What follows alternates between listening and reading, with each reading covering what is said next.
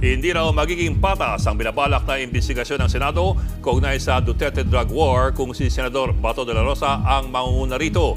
Ayon po yan sa co-chairman ng House Quad Committee. Sakaling matuloy ang pagdinig ng Senado, plano raw imbitahan ni de la Rosa si dating Pangulong Rodrigo Duterte. Narito ang aking report. Handa raw si Senator Ronald Bato de la Rosa na pangunahan ang sariling imbestigasyon ng Senado kaugnay sa war on drugs ng nakaraang administrasyong Duterte, pantapat sa Quad Committee ng Kamara.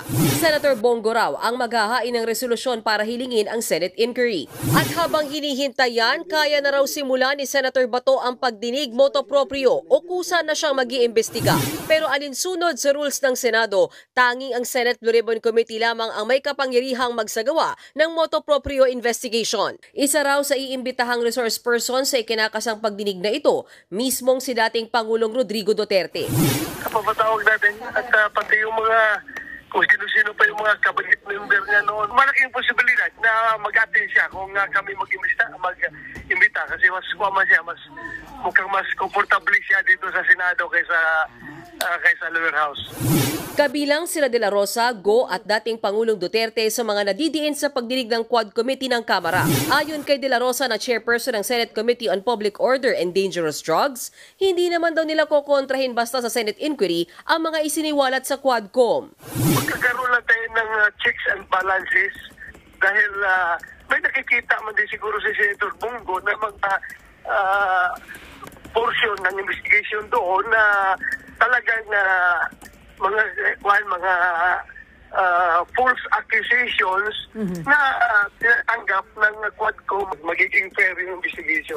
Balak ni Senator de la Rosa na simulan ang pagdinig ng kanyang komite kaugnay sa issue ng drug war bago mag-resume ang sesyon sa darating na Nobyembre. Sa ngayon kasi, nakabreak pa ang Senado at pagkatapos naman ng undas, tututok na ang mga senador sa pagdebate kaugnay sa 2025 national budget para maipasa ito bago matapos ang taon. Suportado naman ng ilang senador gaya ni Senator Jinggoy Estrada ang pinaplanong Senate inquiry.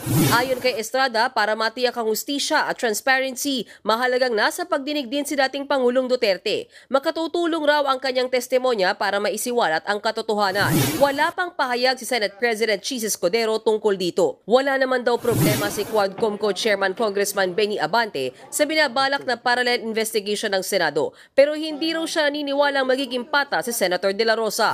The thing is, he became the Director General of the Philippine National Police during the time of the former president. I would think that he would be more biased than actually balanced in that hearing.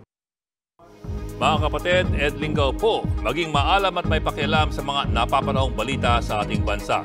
Para sa mas malalimang pagtalakay at paghimay sa mga issue at headlines, tumutok lamang at pag-subscribe sa social media pages ng News 5.